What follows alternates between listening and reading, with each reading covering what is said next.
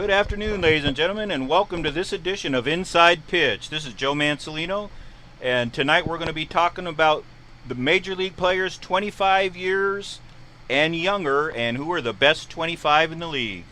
You know, Joe, I've nicknamed this show 25 on 25. There you go. ESPN's got its 30 on 30. We have 25 on 25. With And- my co-host, Paul Marini. And Chris Strickland joining us tonight as well, the other half of our broadcast team for our Friday night football. Sitting in tonight. And Chris, welcome to the Inside Pitch. Well, good evening, and hope everybody's not flooded from the rain that's just hit. And I guess, we are having a baseball show tonight. At least we're not rained out, right, Joe? Not tonight. Not tonight. That's because, guys, we got the roof on, the windows are closed, the lights are on, the AC's blowing, and we got a ball game. We are safe in here. Those of you interested in sharing your opinions, please give us a call at 850-435-4007. So, Paul, let's talk about the top 25 and under. Well, you know, we talked about this earlier in the week, Joe, and how we were going to put this list together.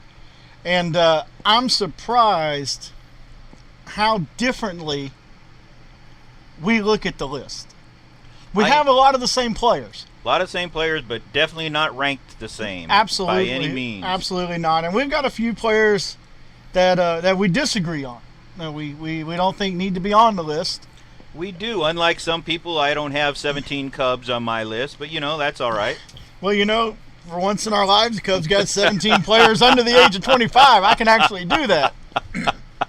Very true. Very true. And somehow I managed to leave off every Pirate in the league, and I think I even forgot a few Cardinals in there. But Nope. You got. I only have got a couple. I only have one Pirate, but I got 3 Cardinals. There's 3 Cardinals that I think are really good. They're 25 and under. That's just because you're that West Coast guy, and you don't have to deal with them every year. They got some pretty good pitching.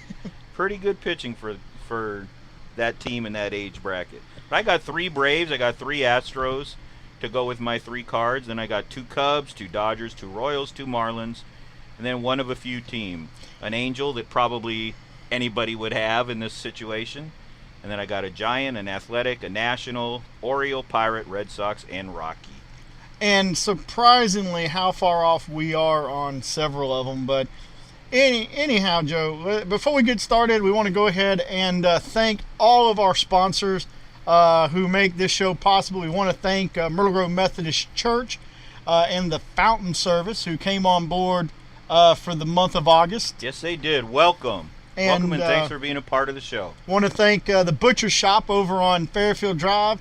Matter of fact, I went and got some hamburgers from them today and was smoking them out front when you got here. And they're smelling good, and they have some good product to choose from there. They do, and very affordable. Go see Kevin over there. He can take care of anything you need, even if you want specialty meat. He has Wagyu steaks and roasts and as well. It's hard to find Wagyu in this area, but he does have. He's got buffalo, deer, frog legs, you name it. He's probably got it, or he can get it for you. Also want to thank the Pensacola Tourist. I don't even know what they call themselves, committee but they've come on board for Curious About the Coast. It's a little campaign talking about Florida and more importantly Pensacola, how we are back after the oil spill and everything's up and running strong. And of course, Joe, you're on the beach all the time. The beach is wide open. Beaches are looking beautiful. No more problems. And we want to thank FarmersOnly.com.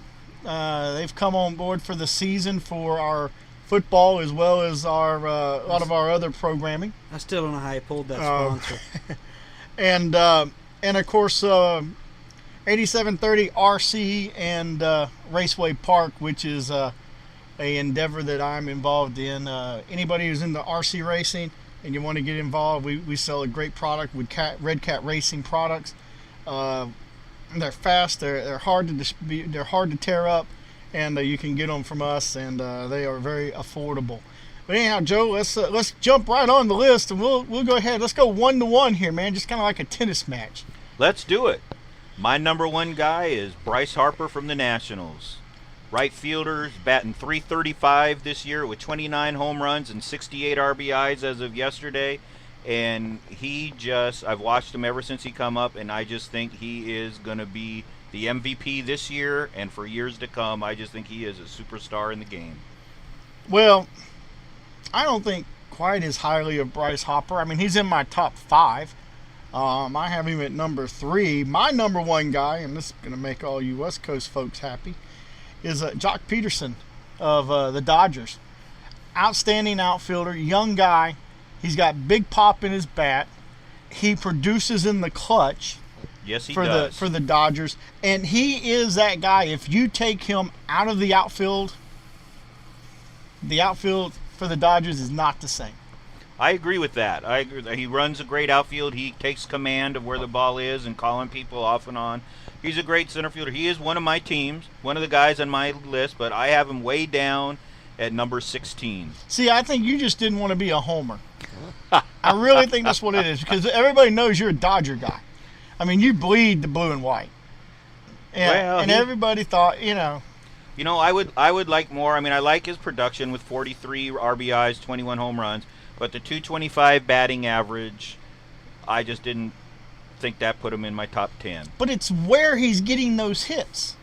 And you're right, and that does mean a lot. That really does mean a lot. If you're batting .225, but you're driving in a run, or you're moving a guy over, or you're being productive, that's got to count for something more than that batting average. And it does. I mean, even though he's only hitting .225, he has 43 RBI, so he is definitely clutch and a great outfielder. Well, I just got to tell you, I think you missed the boat on that one. He may not be number 1 for you, but I think he deserves a lot better than 16.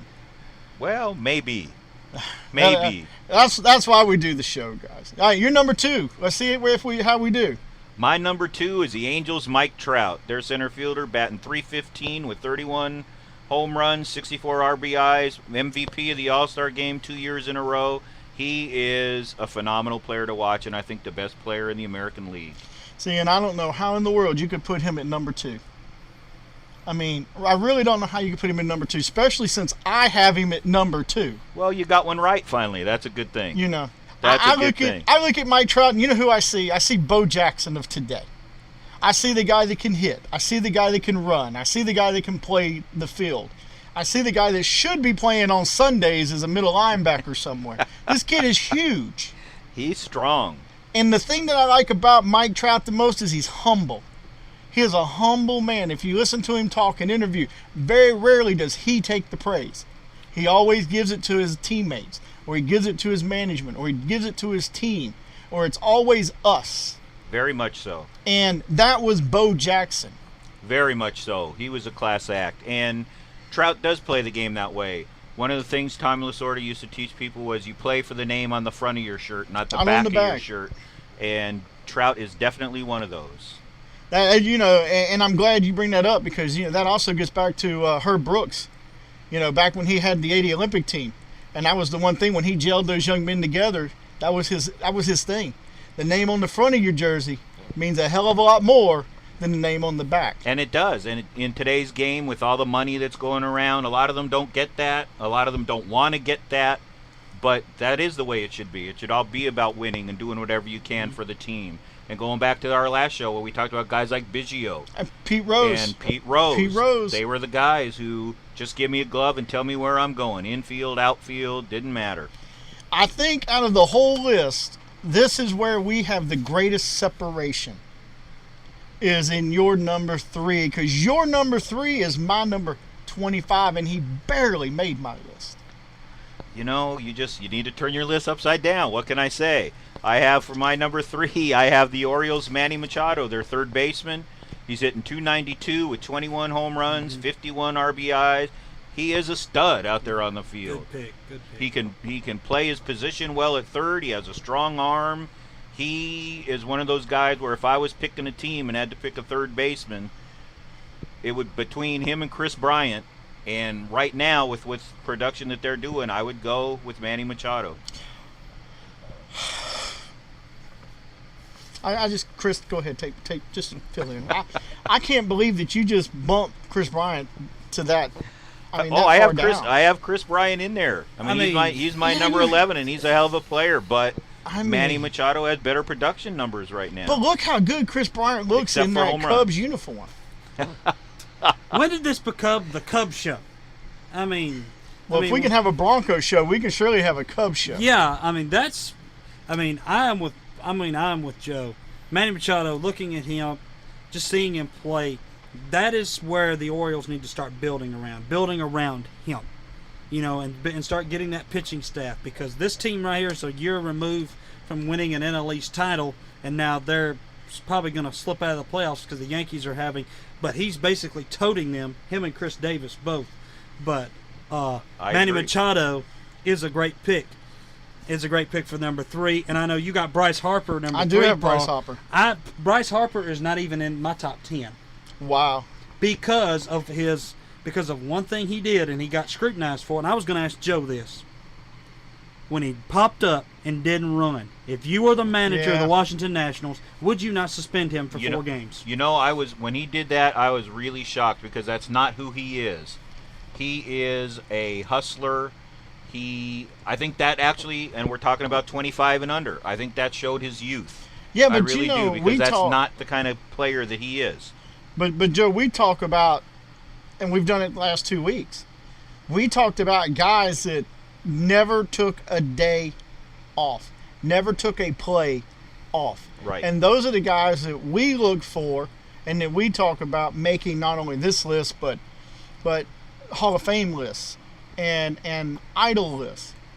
And to do that even one time in your career, and you look at guys we talk about all the time, every show we talk about him, Pete Rose. Right. He had a long career.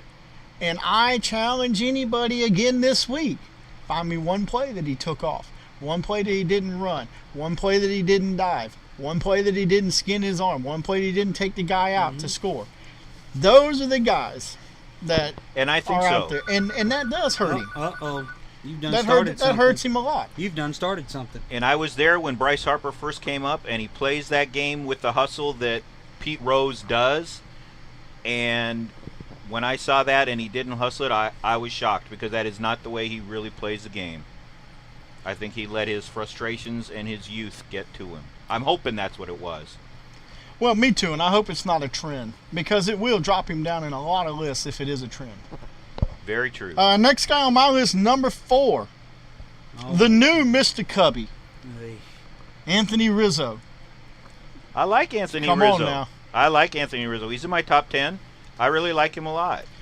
I mean, a great first baseman, fields well, hitting 279, 17 home runs, 53 RBIs. He's a great player. He does more and more what he did last night. I mean, game is on the line. Cubs are trailing 2-0 going into the 9th or 8th inning. 9th inning, actually. Or 8th inning. Comes up, he gets a hanging curveball, and he relocates the logo on the front of the ball. He crushed it. And now the Cubs win that game 3-2. How many one-run ball games have the Cubs won because of Anthony Rizzo? I tell you, if I'm a Cubs fan, and it's when you need that hit and when you need that run, Rizzo is who I would want up at the plate, without a doubt. And you also got the best tandem at the hot corners. You've got Bryant, and then you've got Rizzo. That's going to be your infield for many years to come. Hopefully 10 years at least. Well, listen, and everybody leaves out, the guy that's on my list but on nobody else's, also part of that Cubs infield is Addison Russell. You can't take anything away from Addison hitting .318 with 25 ribbies, 6 home runs, and most importantly, 18 doubles. You can't take that away from him. I agree. I mean, he's a great player. He's just, in my opinion, not as great as the other 25s that we have. Well, you know, I got you, but we'll get to that guy later because he's down my list quite a bit as well. Anyhow, and we'll go right into my number 5 guy. And my number 5 guy, no surprise to anybody. Yes, I'm a Cubs fan. Mm-hmm. Yes, I love Wrigley. Yes, I love Chris Bryant. I love me some Chris Bryant. I just don't like what he's doing right now. I think Joe Maddon needs to sit him for a couple of games and let that young man work in the cage and get out of that hacking golf swing of his that he's had the last couple of games. But Chris Bryant's my number 5. I like Chris Bryant. I have him as my 11th. Great. We all know, great player. 249, 14 home runs, 59 RBIs. But you're right. The pitchers have now made their adjustments on him, and he's struggling. He's got to make the adjustments, and in the meantime, he's trying to do it with his power, and he's uppercutting and not swinging well, and they need to work with him and get him back in the right frame of mind. But I like him. I'm very, very high on Chris Bryant. Very high. And number 6. Go ahead with your number 6. My number 5 I got from the Athletics is Sonny Gray, their right-handed There pitcher. you go, yeah. Good one. 11-4, 2.16 ERA. He's already got 124 strikeouts. He's a heck of a young pitcher. Yeah, I have him, but I have him down at 21. And he's also the ace of that staff right now because of with Kazmir being traded. He's the ace of the staff. He now. is. At that age, he's stepped up, and he'll step up. But we skipped my number 4 guy from the Marlins, and I know he may not be back, but I had Giancarlo Stanton. He is a great right fielder, 27 home runs, 67 RBIs, hitting 265. I really like Giancarlo. I think he's going to be a heck of a player for a long time for Miami. I like him as well, but because of the fact that he's not going to produce anymore this year, probably, the fact that his numbers are now frozen for this year, I have to drop him down my list to number 20. And I could live with that. My number 6 guy is another Marlin. Another one of their pitchers, Jose Fernandez. Just coming up, he's got a 4-0 record, 2.53 ERA, 37 strikeouts, but he's a heck of a pitcher. That tandem is just really something. He's really good. Well, my number 6 guy is a Cardinal. As Kolten Wong, 275, 41 RBIs, 11 home runs. The thing that I find that stands out the most is we're halfway through the season. He's looking at possibly having 40 doubles this year. He's already got over 20. He's a hustler. He worked hard. I'll bet you half of those doubles, if not all of them, are all against your Cubs. Yeah, I mean, he's a Cub killer. He's just brutal on the Cubs. He is a Cub killer. I think when we play the Cards, we ought to just walk him and just tell him, just go ahead and go to second. We just give him second because he's going to get there one way or the other. But Kolten Wong is a good young player, and I think you're going to see a lot more of him with the Cards as his career progresses. Well, and that could be. And though I have 3 Cards, he's not in my top 25. Well, it's okay that you miss one. I agree with you, Paul. I like Kolten Wong at that second base slot because that freed up Matt Carpenter to go to third, and now they have a sturdy infield with Johnny Peralta, and then now with Brandon Moss coming over in a trade with the Indians. That right there is a great pickup and a great number 7 pick for you. Kolten Wong is a heck of a second baseman, and he's going to get better as years come. I think he is too. I think he is too. My number 7 guy is from the Giants, Madison Bumgardner, World Series star. Their left-handed pitcher. He's 11-5 this year with a 3.16 ERA, 131 strikeouts. The dude is a stud. Well, he is definitely in my top 25, but I have him down at 23. It's a pitcher thing with me. These guys produce one day a week. And I agree with that. And I think that's why I have my pitchers, with the exception of a couple, but I think that's why my pitchers sit where they are. He's my number 4 because of what he did in the World Series. He pitched a Game 6, then came out and closed Game 7. He is a stud, and when you need to win, he's ready to take the ball and run, and he dominated the Dodgers. Well, guys, with that, we got to take a first set of commercial breaks, and we'll be right back in just about 2 minutes. Wingstop, WSR 13033, glorious flavor 30. At Wingstop, we're the wing experts with 10 mouth-watering flavors. And now, we're introducing new mango habanero wings.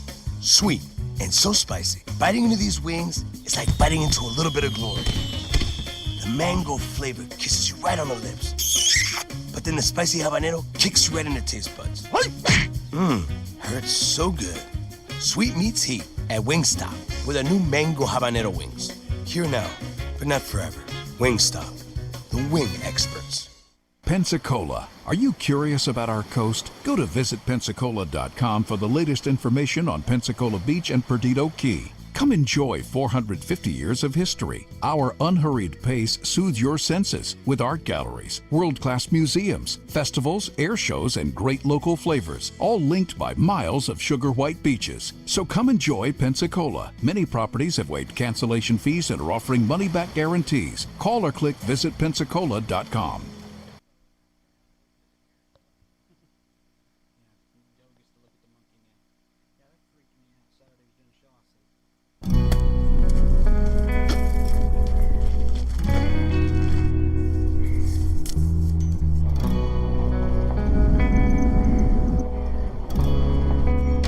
Where are all the country girls? They're at farmersonly.com.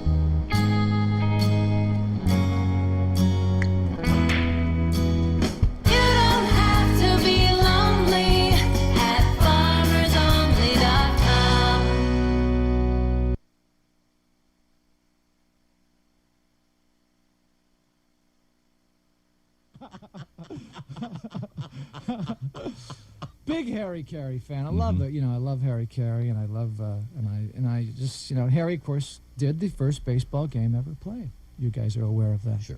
Yeah, he was the only guy around at that time. Sure. To do that game, and it was wonderful. I got an old tape of it, and I listened to it all the time. Hello, fans. This is Harry Carey. Welcome to today's game between the Bethlehem Braves and the Jerusalem Giants. Kind of a sparse crowd here today, as a plague of locusts has made it tough to get out to the ballpark. You can hear the vendors, though. Hey, manna, get your manna. Who wants bread from heaven? It's hot. It's fresh. It just fell. Hot manna here. Penance, our Father's Hail Marys. Can't get absolution without an act of contrition. Who wants a rosary here? Water. What? Uh-oh. Wine! Who wants wine now? Peter looks into Jesus for the sign. Jesus gives him the sign. Holy cow! Peter denies it. He gives it to him again. He denies it again. Once more. That's 3 times, and Jesus is out to give Peter a sermon on the mound. Jesus, of course, the big hero in yesterday's game, came up in the bottom of the 9th with the Braves down 3-0 and hit a bases-empty grand slam. Fans, we haven't had a miracle like that since we had fishes and loaves night here. I had a chance to talk with the Savior after the game, and this is what he had to say. Well, Harry, the ball was on the outside part of the plate. I was not time to make contact. First of all, I want to thank my father for loading the bases. Muchas gracias, señor. And also the Holy Ghost for breaking up the double play. Back to live action. Lazarus up to the plate now. What's that? Oh, I'm sorry. Lazarus up to the plate now. Here's the pitch. Oh, no, he's hit. He's hurt. He's down. Holy cow, he's dead. But wait a minute! He gets back up. That's the 6th time this week. That kid can take one for the team. Abraham up to the plate now, probably up here to sacrifice. Infield drawn in for the Patriarch, and now there's some action in the Bethlehem bullpen. I can't quite make out the back of his robe. It is the big number 10, Moses, just called up from the Burning Bush League. Already gaining a reputation for that lightning-fast pickoff move, reminding those runners that thou shalt not stand up. Let's give it over to Steve Stone. Thank you, Harry. Fans, you want to be here this Tuesday night when the Braves meet the Cavalry Cubs. It's going to be Nabisco Communion Wafer Day here at the ballpark. All fans 33 and under get a free Eucharist signed by the Saviors.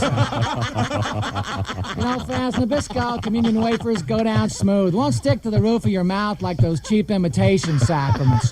Sure, they cost a little more, but when it comes to your eternal salvation, isn't it worth that extra buck in the collection plate?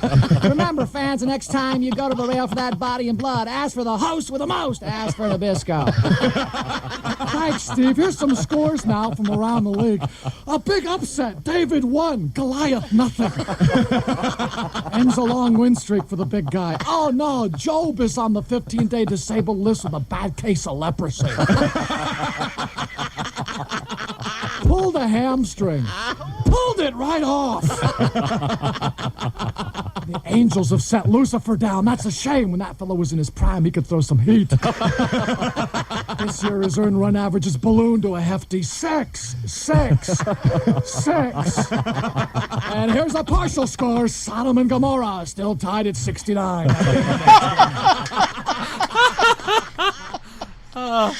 I hope everybody enjoyed that as much as we did. All right. Welcome back to Inside Pitch. Let's pull this back into right field now. Oh, my God. Wow. Those of you who want to talk about your players, give us a call at 850-435-4007. And if you can't get through, just tell the 14-year-old on the other end, hang up and let your daddy answer the phone.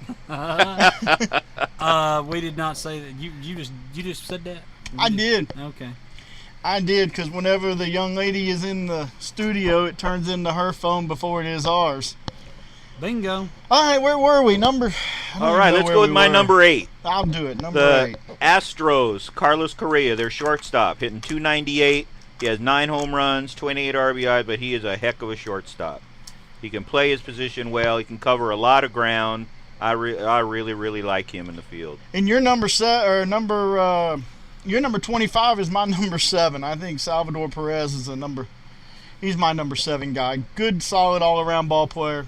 And he contributes to the team on the nightly basis. He is. He really does. I like him too. My number 9, if you've been waiting for another Mookie, we got one. The Red Sox with is it Mookie Bates? Mookie Betts. Betts. And the only bright spot for the Red Sox. I'm sorry, Boston fans. He really is. And that's why he sits as high as he does on my list. I like him too. He's my number 20 guy, but he's good. My number 9 was your Cubs, Anthony Rizzo, and we talked about him already. Yeah, he's way too low on your list. But okay, that's for another show next week.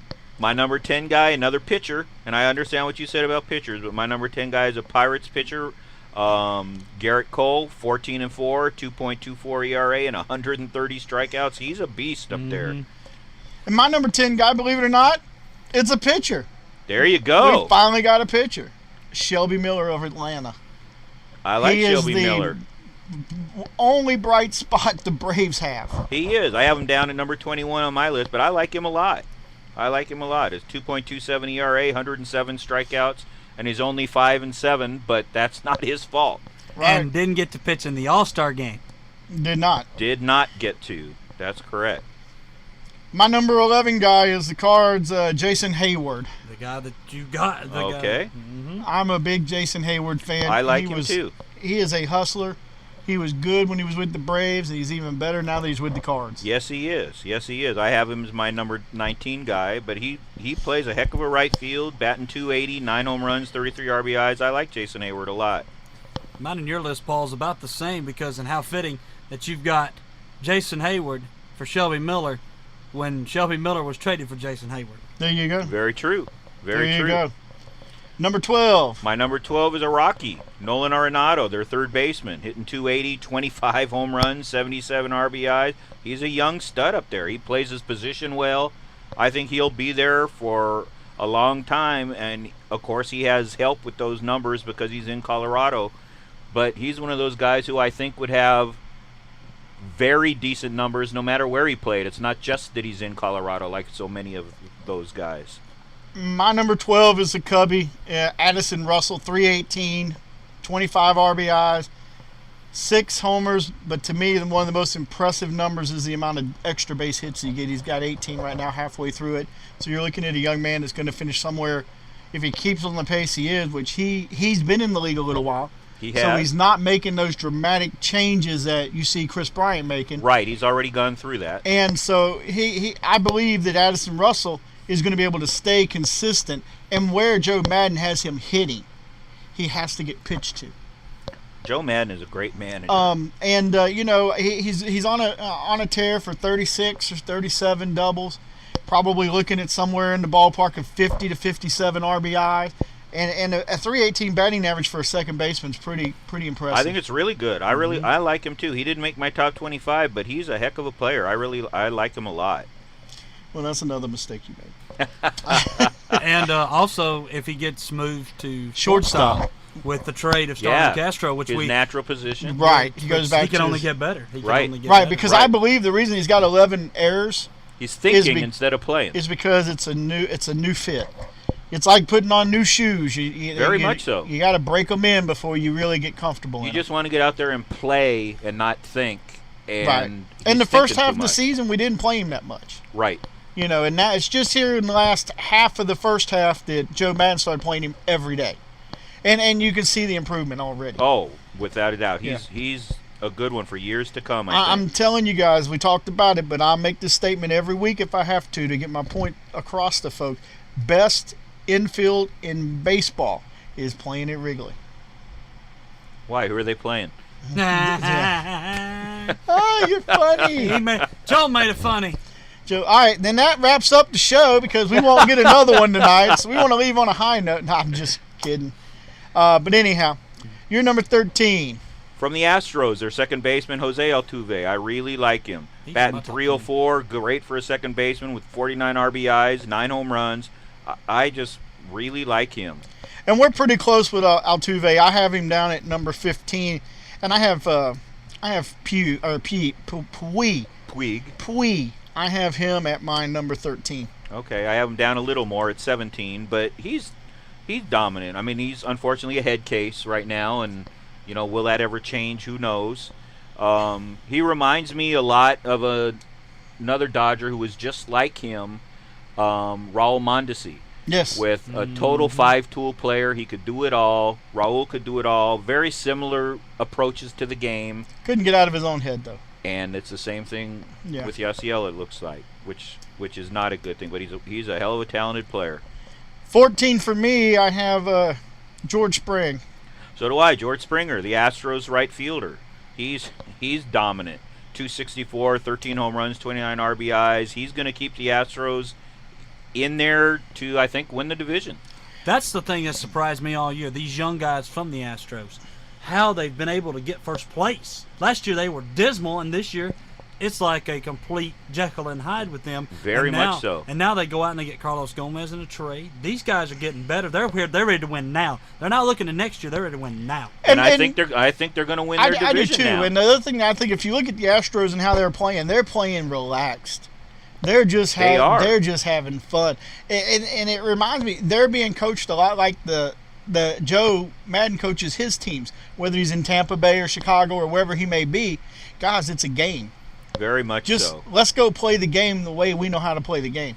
And the Astros are doing that right now. They're just playing baseball. And the Cubs are getting there. I mean, it's going to be exciting to see. We're 2 years away. And you keep saying that, and I could see them starting to do it next year. I mean, they need a couple things to happen. They need pitching for sure, but a couple deals here and there, like you say, with their infield, they've got it. They've got the players together. They've got the players. The outfield is solid. Yeah, they need some pitching and the right moves here and there. They have and power all the way through their lineup. They can do it next year, I think.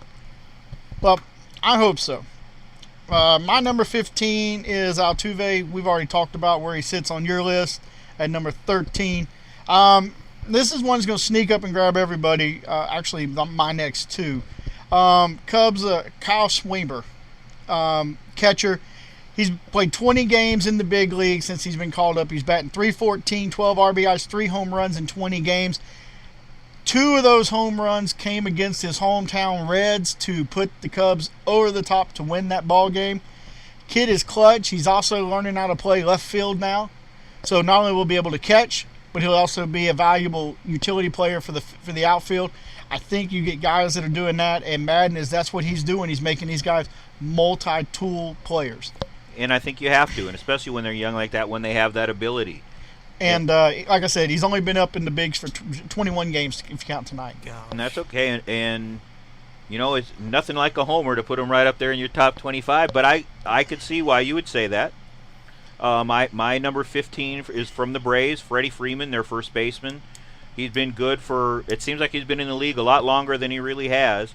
But he produces. 287 this year hitting, 13 home runs, 43 RBIs. I like him. He's a solid player that the Braves really count on. Oh, and breaking news, he was just traded. I'm just playing. He's not even in my my top 25, and a lot of it has to do right now is where he's playing. I really think you put him somewhere else where those production numbers are doubled because he's getting people on in front of him. He's winning ball games. You know, the thing about the Braves right now is they just stink. They've imploded. You know, the front office has given up. And when you do that, you can't expect your young guys to continue to make top 25 lists. No. And because what that shows them is if you've given up on me, then I'm giving up on you. And I haven't seen it yet because my number 23 guy, speaking of the Braves, is their shortstop, Andrelton Simmons, and he hasn't given up yet. But you're right. I mean, that's something they have to be aware of because it's obvious, I mean, to everybody, and it's got to be to the players that ownership is saying, you know, let's get the team that we want when we move to the new field, and in the meantime, let it go. And that's not fair to anybody. It's not fair to the fans who are paying the bills. It's not fair to the players that are there trying to make things happen. It's just not right. Not at all. My number 17 is a twin, Miguel Sano, 296, 13 RBIs, 3 homers, and again, he's only been up in the bigs for 21 games. All right, my 16 and 17 are two guys you already talked about, Jock Peterson and Yasiel Puig for the Dodgers. My number 18 guy is another Cardinal, another pitcher, Michael Wacha. Like him. 11 and 4, 3.27 ERA, 99 strikeouts. He is helping the Cards do it. The Cards have 2 young pitchers that are just killing it, and he's one of the 2. And he's the ace of the staff till Wainwright gets back.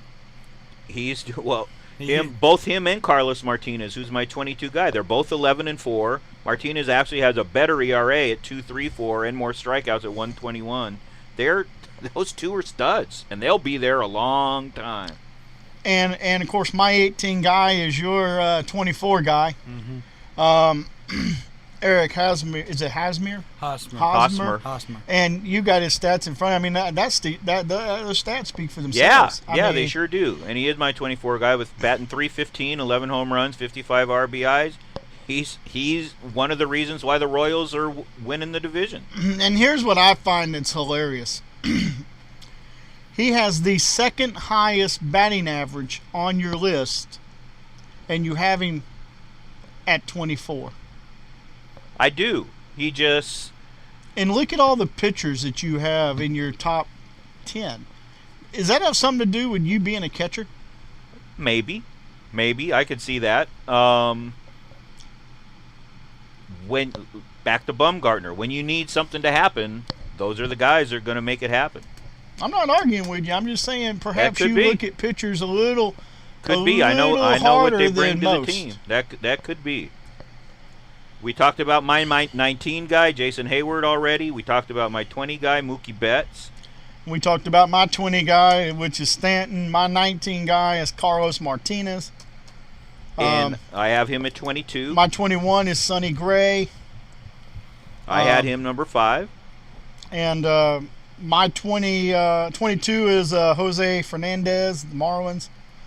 And 23, Madison Bumgardner. Gardner. Okay, we've talked about almost all my guys except number 25 on mine, another Royal, their catcher, Salvador Perez, hitting .247 with 15 home runs and 42 RBIs. And as a young kid, he's playing the toughest position, in my opinion, in the game, and he's handling it very well. And, of course, I got him way up at number 7. And I could buy that, especially because he's a catcher. I mean, that's a tough position to play when you're young, and he is learning it well and doing it well. And he also gets to work now with a guy by the name of Johnny Cueto. Tell me that's not going to keep the Royals number 1 in their division. That was a great move by the Royals. Yeah, it's amazing if you sit back and you watch teams that traditionally don't make great moves and look at some of the moves they're making now. The Royals have, in the last 2 years, turned themselves into the Royals of the 80s. Right. With George Brett, right. Quisenberry, and all of those guys. Yeah, they sure have. Look at what the Royals have done. They've snuck up on everybody with young They really, talent. really have.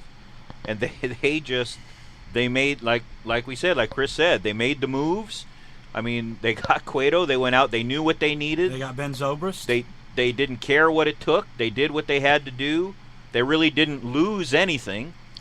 No, and I mean, just look at, in general, if you just look at the teams, you know, you've got the Royals, extremely young and talented. Very much so. You have the Astros, extremely young and talented. You have the Cubs, extremely young and talented. The question I have are, can teams such as the Dodgers, who have got some veterans, A lot of veterans. can they hang on against these teams that are full of 19 and 24-year-olds who are full of piss and vinegar and are out there running their lights out? I think for the Dodgers, it is one of those things that happens in baseball every once in a while. If it's not this year, it's not for a while. Yep. And I think you're going to look at the same. I really, I don't know how the Cards manage to do it year after year, but they're going to run out of gas this year. And the question that I have is, when do they run out of gas? And do they run out of gas with enough time for the Cubs and Pirates to catch them? Pirates are snipping on their tails right now. I don't think so. I think back to our first show, and I'm still going to go with what I said. I really think the Cards will lose it, and they'll get past somewhere in the beginning of September, but they're going to come back and win the division by the end of September. Do you think the Pirates stay healthy enough to be that team that makes the run? Or do you see the Cubs improving enough with the few pickups they've made to close that 7-game gap? They could close the gap. I mean, they really could. I didn't think, a month ago I didn't think they could do it. They could do it now. I think the one thing everybody is looking past is the Astros, as well as the Cubs, as well as the some of the other teams, but mainly these are the two that I pay the most attention to because of what they're doing. Look at the number of games they've come from behind and have won. And that's the sign of a great team and great coaching. I mean, that means, and you hear a lot in the dugout that, hey, we still have 3 outs to go. This isn't over. And they'll usually start saying that with 6 or 9 outs to go. But you hear a lot with only, hey, we still have 3 outs to go. We can do this. And if that manager and that coaching staff has the rapport with the players where you can get them to buy it, like you can with the younger team a lot of the time, right? That's motivation. And that's what it takes in those situations, and it's working. That's why baseball is known as America's game, because one pitch, you're back in a ball game. Absolutely right, without a doubt. That's why baseball is so exciting. And the thing that I like about baseball too is it's the only game, and I mention this time and time again because I am a traditionist, and I believe baseball should be left the heck alone. It's got no time. Right. You're not playing against the clock. No. You're playing against 3 outs. Strategy comes into play, slowing the game down on the mound, taking the batter out of rhythm, batter stepping out of the box, taking the pitcher out of rhythm. All of that stuff is so important in how you win baseball games. And when they muck with the game, which they try to do, you take that aspect of the game away. You take away the managing of the game. And one of the things I haven't gotten over yet, it's been 4 weeks now almost, 3 weeks. But Denny McClain's saying that baseball will fix baseball. I disagree with him. I don't think baseball has a clue how to fix baseball, or they wouldn't keep trying to muck it up. Because baseball's never been broken. The part of baseball that was broken was the greed. The part of baseball that was broken was the profit sharing. The part of baseball that was broken was the business end of baseball, not the game. Well, and I think that's true, and I don't think that's ever going to be. I think for eternity now, it's going to be a business more than it's a game, and that is sad. But I understand what Denny was saying about baseball will fix itself, and in some ways it will. I think a lot has to do with the commissioner, and we talked about Selig and all the things where he turned his head and let all that stuff happen. And like we said, he never should have been able to do that as an owner, to come in and do that. That position needs to be independent. It does. And he did not handle things well. He let this stuff happen because the owners were making money with all those players in steroids, and that was really his whole concern. Donald Trump. I don't think Donald Trump could manage. He could go to the Cubs, maybe. Donald Trump for commissioner. Donald Trump for commissioner. Oh, whoa, hold up, time out. How's he going to do that and run a country at the same time? Well, I don't think he's going to run the country very well, but he could commission baseball because he could run it like a business. He's got the greatest clothesline in the world. You're fired. You know, run it like a business. Stay out the diamond and run the business into baseball. Don't let business affect the rules of the game. If that was something that Mr. Trump would be interested in doing, I could actually see where he would be very good at it. Me too. I really could. Me too. Manage the business, not the game. They have to be two separate entities. The game is played 90 feet by 60.6 or whatever it is. 60 feet, 6 inches. You know, and 300 and 404 to center, 325 down the lines. The game doesn't change. 16-inch mound? Used to be. Now it's what, 12, now, 14? So, you know, like Denny said, you lower it anymore and you're playing wiffle ball in the backyard. Pitchers are going to get killed, yeah. Right. Stop mucking with the game. Quit putting time clocks up. Take instant replay out of baseball. I mean, look, people like it. I get it. It's what it's done is shown that the umpires didn't need it. That's all. When instant replay was first coming in, and people would say, "Oh, good, that's going to show these umpires." And I told people then, I said, "No, it isn't. All this is going to show you is how good the umpires really are, and that's really what it's done." I mean, of course, they're going to make some mistakes, right? But then you have to manage around that mistake, and that's part of the game, right? That changes the situation, which now makes your manager earn his $6 million a year or whatever he does. It now makes you have to know the game of baseball, know the situation of baseball. When you take it out and you can challenge the play. Well, and like Denny McClain said, too, I mean, part of what's killing baseball now is designated hitter. Do we have it or do we don't? Get rid of it. I'm all for getting rid of it. I think it ruins the game. Me too. But no matter what, both leagues should have it. It should either be you have it or you don't, not somebody does and somebody doesn't. And I know we have a lot of American League fans listening, Mr. Baseball or Mr. Yankee or whatever. I'm sorry, man. You know, and Denny, and we have a lot of American League fans, but it is what it is. American League is T-ball.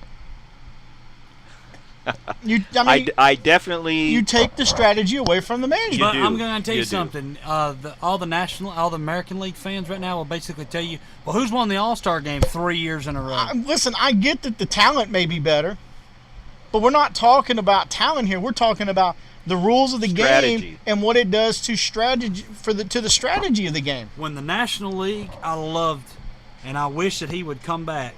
I know Bobby is too old to be managing.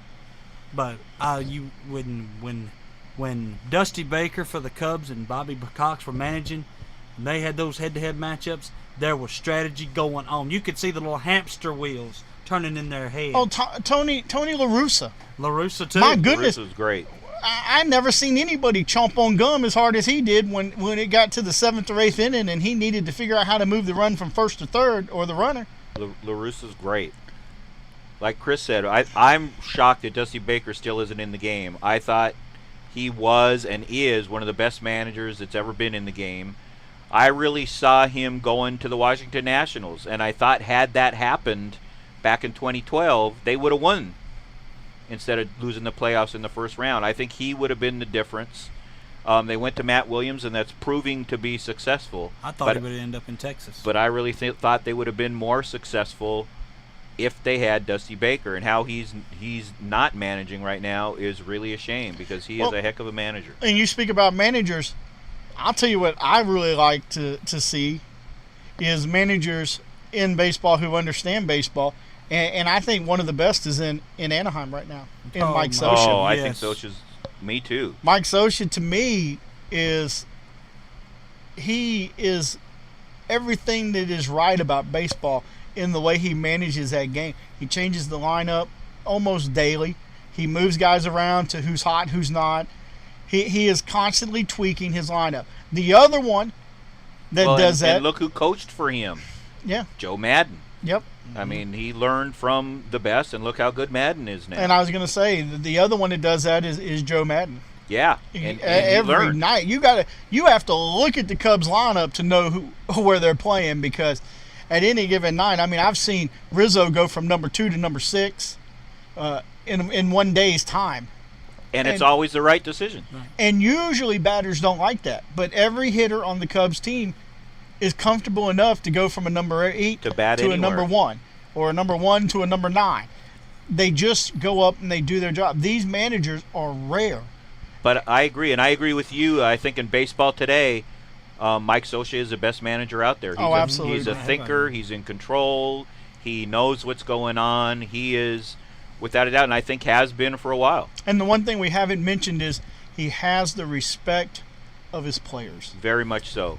Every guy on that team respects Mike Scioscia's But, you know, decisions. I mean, it's a lot. Look how many good managers are former catchers. Oh, absolutely. I mean, and that's really where it came from. I mean, Scioscia was one of those guys who he was managing while he was on the field. Because you know, back calling the then, plays and moving people. You called your own pitches. you were the manager you were the field general. Right. And he was and carried it over. And so many of them, that's why they become such good managers. And nowadays, those are gone. Yeah, Mike Matheny. Mike Cardinals. Matheny. Yeah. I mean, Mike Matheny, you just see him. You can see him. You know, you'll watch him and you'll see, and he's just got this look. And he knows the situations. Yeah. He knows the situations because he's handled Chris Carpenter. Right. Wainwright. Right. He's handled those guys. Bob Brenly when he was a manager. Right. I mean, they really I think it makes a big difference. And what Maddon was on the staff when Scioscia won the World Series in 2002. Yes, he was. And I was just making sure. I thought he was on there. Yeah. And I'm like you, Joe. I'm real surprised that Dusty Baker's not been back. I kind of saw him going to Texas and being the Texas Rangers manager. All right, guys, with that, we got to take another commercial break, and we'll be back in just a second.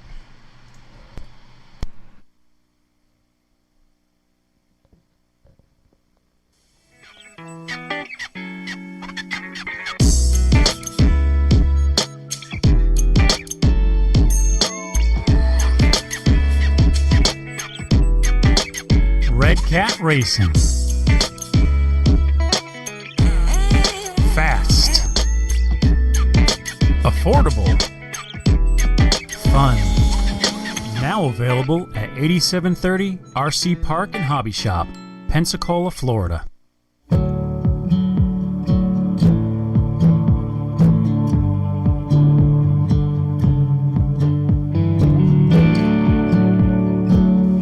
What if I told you that you were thirsty? You were thirsty for something that you couldn't describe. It's like coming onto the promise, just a trickle, even a glimmer of moisture, of water in the vast desert.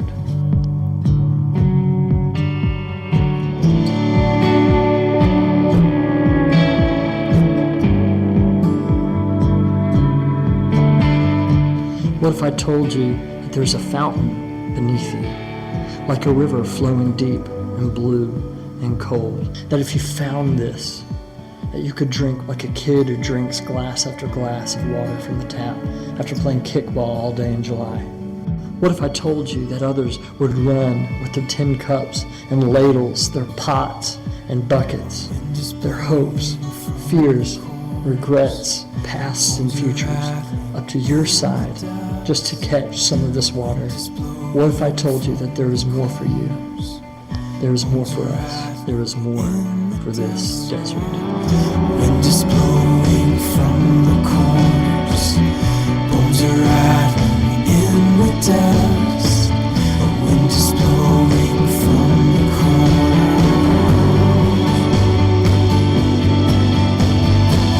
A wind is blowing from the corners. Bones are rattling in the dust. A wind is blowing from the corners.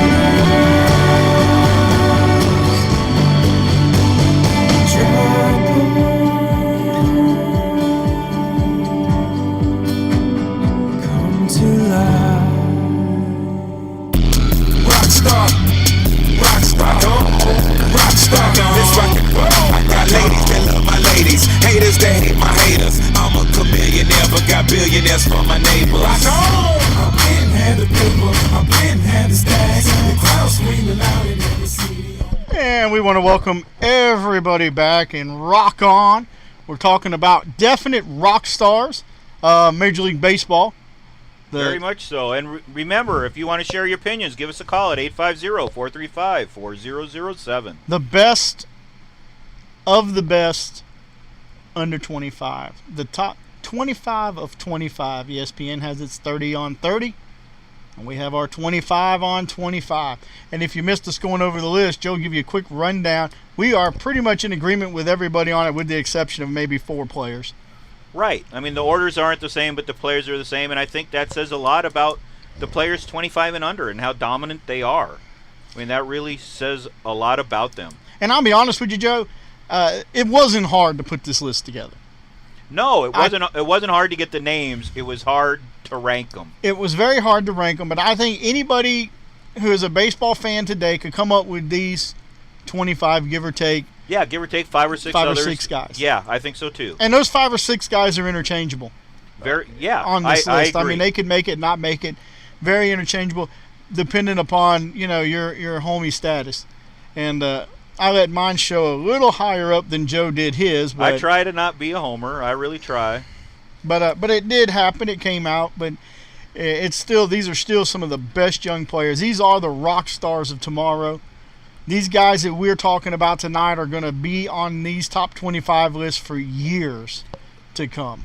And I really do think that if you were given the choice of starting your own team and saying, who do you want to be the guy that you're going to build your team around, I think there's no doubt that Mike Trout is going to be one of those guys. Mm-hmm. That Bryce Harper is going to be one of those guys. I mean, there's just no doubt about that. Anthony Rizzo is going to be your first baseman. There's no doubt about that. I mean, Freddie Freeman's good. He's going to be on there too, but he's going to be the guy that you're going to pick. And young catchers. My goodness, we have some great young catchers coming up. There are, and I think Salvador Perez is the best for the Royals. I think he's the best right now. And I think that if Kyle wouldn't have only played 20 games, he would have made your list. I think the reason he didn't make your list, number one, is I'm sure you don't follow the Cubs the way I do. That's probably safe to say. And I'm sure you would like to see more than 20 games worth of performance out of it. And I would. I mean, for me to be on a list where you're one of the best in the game, it's going to take more than 20 games because you haven't – we're talking about Chris Bryant. You haven't gone through that situation where you're out there dominating, you're doing your thing, and the pitchers make their adjustments, and that's usually where a lot of those young guys can never make those adjustments, and that's why they'll play for a year or two and even up to AAA, and then you never see them because they can't make those adjustments. Yeah, and I really think that I think that the list we have is very good. I think the list is going to get better next year. A lot of great young talent in a lot of these farm systems. Well, and that's what's scary. As good as the Cubs are right now with that young lineup that they have, I still think they have the best minor league system in the game. And they just continually do it right. But again, that gets back to who we talked about in Epstein. He took the model. Theo is amazing. He took the model. He took, and let's see. This is why you may disagree with me. He's playing Billy ball. He took the same model that Billy Beane used in Oakland, but with less. Billy had a lot less money. Billy has a lot less money. And he's taken these teams and he's developed them from rookie ball upward. Well, and I think all in all, Billy taught a lot of people those kind of things, and I think they're all using that now. If I had to pick a general manager, I'd go with Theo Epstein over Billy Beane any day. Now, is Billy Beane's job in jeopardy with what's going on in Oakland right now? I don't think so. Because for the money that they don't have, he puts a hell of a team on the field. They're competitive every year. And not that it's Billy Beane's problem, but the problem why I would pick Theo Epstein over him is because he's won. He's done it in more than one place. He went and again, it's not Billy Beane, but in that situation, he's going to be in the playoffs maybe a lot. Because of the what players that he picks and how he does it, but they're never going to win because they don't have the money. Yeah, and it's sad because the city of Oakland wants a winner so bad. Very, very much so. So bad. And, they're close. And they had exciting baseball. I mean, they're used to winning when they had the Raiders, and they were good for so long all those years. And in baseball, when they had McGuire and Canseco and those guys, they were winning. I remember those You know, when guys. they had Reggie Jackson and Vida Blue and all Ricky Henderson come up through the organization. They were winning. Mm-hmm. I mean, Oakland is used to being a winning sports team, and they're struggling. The whole city's struggling in all their sports right now. I'll date myself here. Jose Canseco was my favorite player at one time. Then I actually got to see him play a minor league rehab assignment with the Huntsville Stars. The Huntsville Stars was owned back in the early 90s by the Oakland A's before they were sold to the Brewers.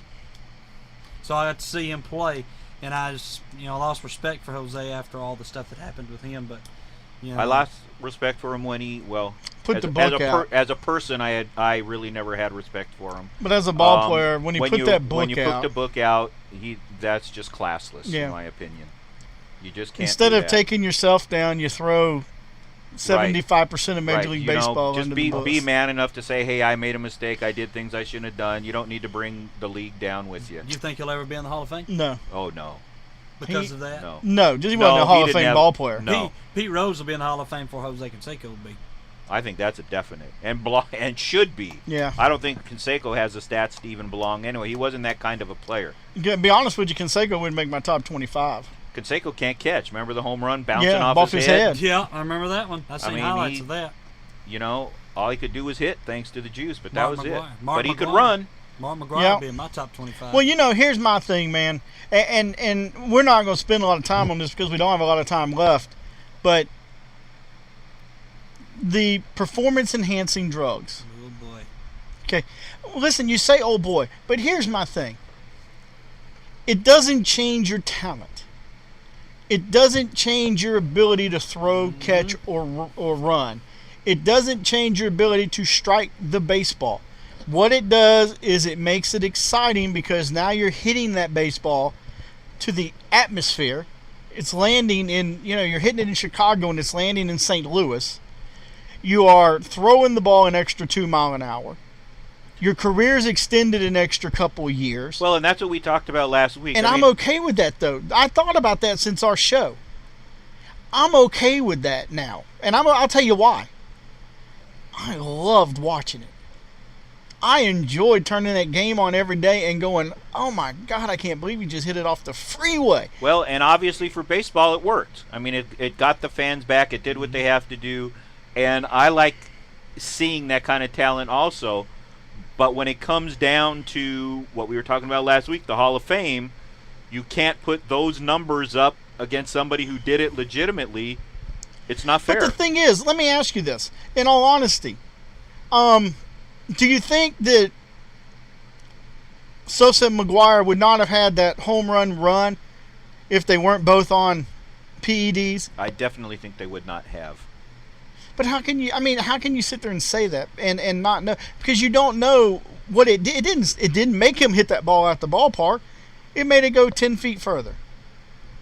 And how many of those balls cleared the fence by a lot more than 10 feet? Some of them. A lot of them. How many didn't? Well, there was a fair number of those too. But I'm saying, did it really affect your enjoyment of the game? No, and we talked about that last week when Mr. Yankee, Pat, called from New Jersey.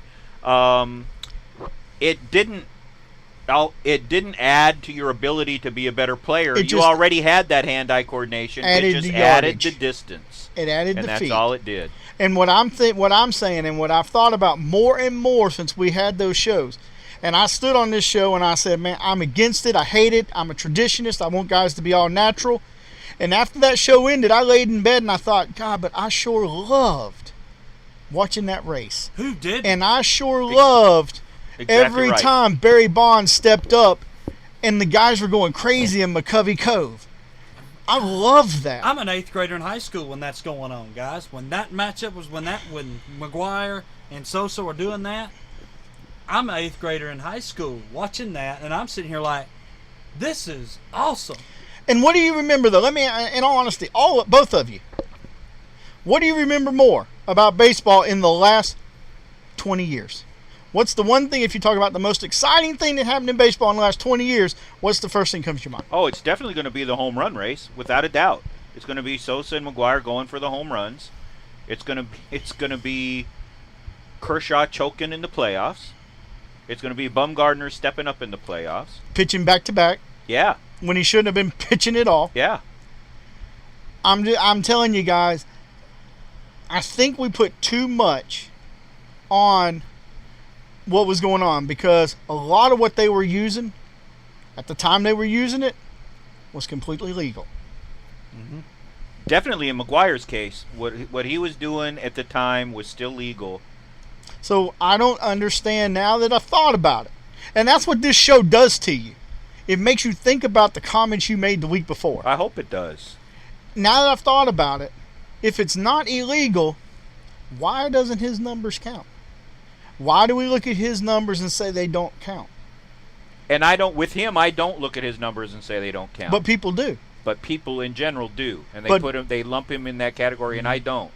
So what I'm saying, and that's my question to the people out there listening: why does that matter? At this point in time, if you think about the last 20 years, what's the most enjoyable time in Major League Baseball? Is watching those two guys night in and night out. Sammy hits 2, McGuire hits 2. We're tied. Go tomorrow. McGuire hits 3 in the afternoon. Sammy hits 2 the night before. But he's got the early game and hits 2 more. Takes a one home run lead. How many guys sat around and charted that every day? And that was the talk. And Thousands. that was right. So what I'm saying is, did it hurt the game of baseball in your eyes to the point that it affected the game? No. Oh, at that time, it made the game because otherwise people weren't watching. Right. I mean, that's what got people back was the home run chase. So what I'm saying is, to me, I don't care if Barry Bonds goes from 135 pounds soaking wet, comes back 2 years later at 245 with arms the size of telephone poles, swinging an 80-ounce bat. That's pretty much what he did. I don't care because you know what? It made it exciting. I watched Giants baseball for the first time in my life just to see how far Bonds would hit the ball. I didn't care who won. I just wanted to see how far that ball would go. I think everybody, watched that home run race again with Sammy and Mark, and then they seen what Barry did. Barry racing that record, knocking Hank out of the number 1 ranked. In my opinion, this is my favorite, and I'm going to make some Yankee fans very unhappy. Mr. Yankee may call in right now, but when the Yankees blew when they blew their 4-0 lead over the Boston Red Sox, and Boston went on to win the World Series, I will always remember that because that was a 100-year curse that was lifted. And I was proud to watch every minute of it. How about taking a team like the Marlins? Yeah. And going to Yankee Stadium and beating the Giants, beating the Yankees, the king of all baseball. Beating the Marlins. Who in the heck is the Marlins? Where did they come from? And where were they the next year? Yeah, they were gone. The fire sale. That's right. Or the Cubs, the Jinx, Moses Alou going crazy because of Steve Berkman, the most famous guy in baseball today. He's more famous than the guys in the Hall of Fame. And Steve, I'll never come out of the shed again, Berkman. And then another thing I would say, imagine what an instant replay would have done on that game. That could have saved the Cubbies' season. Yep, because that would have been foul ball. It would have been player interference. That would have been a foul ball. Yep, because it definitely was interference. And it would have won the Cubbies the series, and they probably would have went on to win the World Series. Well, guys, with that, it's past our time. It's 7:08 Central Time. We want to thank everybody you all for listening. Tuning in. Thank you to our sponsors. Thank you to everybody. And Joe, this show will re-air on Saturday next Saturday, because Mr. Joe is going to be on vacation, or no, just going out to of town the next weekend. He's going to go to the Big Easy. So stay off Bourbon Street. He's telling everybody he's working, but I know what he's really doing. He's going to Bourbon Street, baby. He's going to be at Patty O'Brien's with a hurricane in his hand talking about Saints football. Or he might be going to a Saints game. You never know. But anyhow, you never know. For Joe, myself, and Chris. Thank you guys for letting me sit in tonight. I enjoyed it. Absolutely. Yeah, don't make it a habit. I'm just kidding. Anyhow, we'll see you guys next week. Thank you all.